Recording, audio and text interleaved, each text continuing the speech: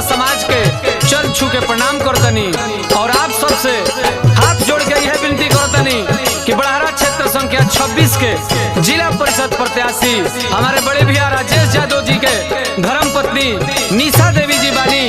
तो आप सबसे हाथ जोड़ के यह विनती बा कि अपन एक के कीमती वोट देके निशा देवी जी के भारी से भारी मतों से विजयी बनाई जाए। कालिका स्टूडियो आरा। हाथ जोड़ी सबसे है बतिया बताई भैया हो, हाथ जोड़ी सबसे है बतिया बताई भैया तो निशा देवी के जीतोई हो ए भैया तो फिर से विजयी बनाई ए भैया। अब की बार ये चुनावी लहर में ये चुनावी मैदान में फिर से आप सबके घर के लड़का हमारे बड़े भैया राजेश यादव जी के पत्नी निशा देवी जी जिला परिषद प्रत्याशी बानी। तो आप सबसे हाथ जोड़ के यह विनती बा कि आप लोग अपने एक के कीमती वोट देके अब फिर से जीत के माला पहनाई जाए। कौन सबका हमदर्दी है, कौन मक्कार बेदर्दी है, वादा किसका फर्जी है, अब वोट में आपकी मर्जी है। ना भूली ना भुलाई अजय भूलो तो ओकरो के बताई निशा देवी जी के फिर से विजयी के माला पहराई। हे भैया भैया राजेश लहरस सोत के लड़ाई करी सपोर्ट रहुआ सभे साथे आई।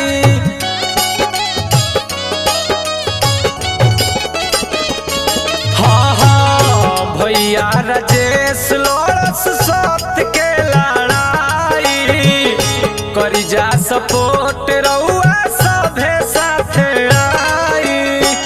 माला जीत वाला फिर से इनके पहिरोई हो ए भैया हो, माला जीत वाला फिर से इनके पहिरोई हो ए भैया तो निशा देवी के जीतोई हो ए भैया तो जिला परिषद बनई हो ए भैया।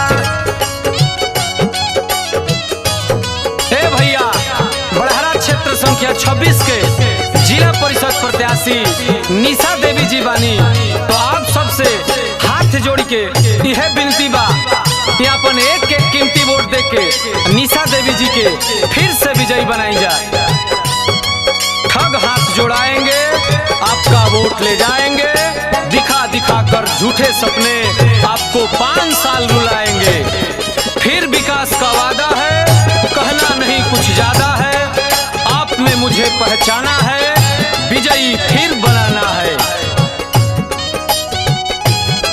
अर्जी बा हमार मर्जी बराउर, अर्जी बा हमार मर्जी बराउर, अनाज चुनम निमन तो चुना जाई बाउर, आए से ज्यादा अब हम कहीं का आउर। पश्चिमी बड़ा हारा के हुए तो शान हो, गरीब या लाचार खातिर दे देले जान हो।